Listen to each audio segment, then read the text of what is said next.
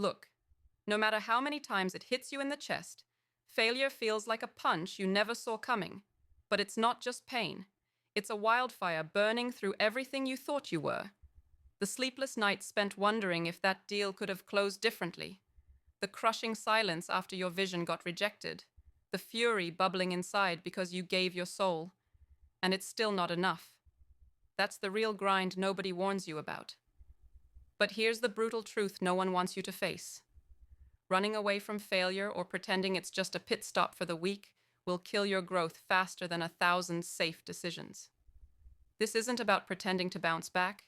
It's about leaning into the chaos until it breaks you open like a seed cracking through dirt, because inside that fracture is where transformation lies. Stop begging for permission to fail safely. Tear down that lie. Embrace the raw, ugly mess failure drags behind it. This is your battlefield.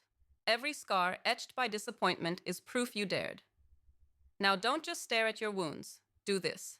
The next time your world crashes, resist swallowing the shame or stuffing it away.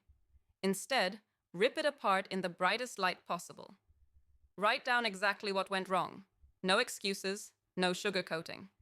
Then, ask one merciless question. What boundary did this failure shatter inside me that I was too scared to face? The answer will sting because failure is never about some random bad luck. It's about revealing the parts of you shackled to old ideas, weak beliefs, and paralytic fears. This is step 1. Confront failure as a mirror reflecting the exact spot your personal growth is stuck. No fluff, no distractions. Most founders and leaders waste years patching the outside without peeling the layers inside. Those who aren't frozen by their mistakes don't just survive. They evolve fiercely, shredding the old script carved by society's comfortable lies about success and safety. They burn through comfort to find real freedom. Freedom from shame, from the need to fit in, from the chains of other people's expectations. But here's what nobody tells you about embracing failure. It's not a solitary journey.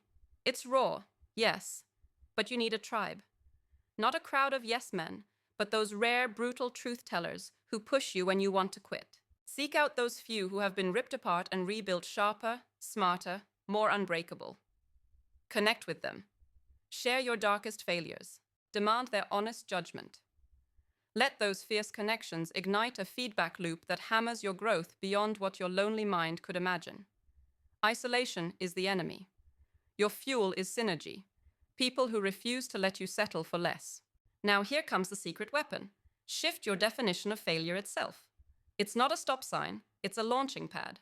Every failure contains buried data on exactly what to build next. The moment you stop seeing it as an end and start mining it for lessons no algorithm can teach, that's when you ignite exponential growth. Write failure into your daily vocabulary, not as something to dread, but as the wild, unfiltered pulse of progress. Understand this. The system won't hand this to you. They reward mass compliance, mediocrity masked as stability, illusion sold as truth. So you need to become your own architect. Build rituals that force confrontation. Write failure reports to yourself every week.